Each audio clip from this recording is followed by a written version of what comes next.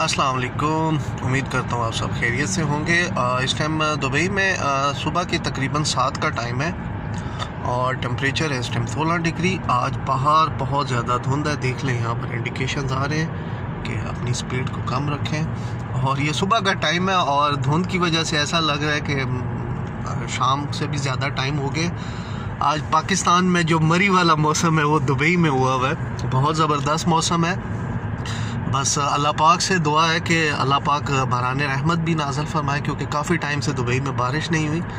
तो बारिश हो जाएगी तो मौसम को और चार चांद लग जाएंगे और बहुत ज़बरदस्त थी। जो लोग बाहर निकलते हैं सुबह सुबह अर्ली मॉर्निंग्स में, आजकल धुंध ज़्यादा होती है तो थोड़ा एहतियात से चलें, गाड़ी थोड़ी मोहतात तरीके से ड्राइव करें।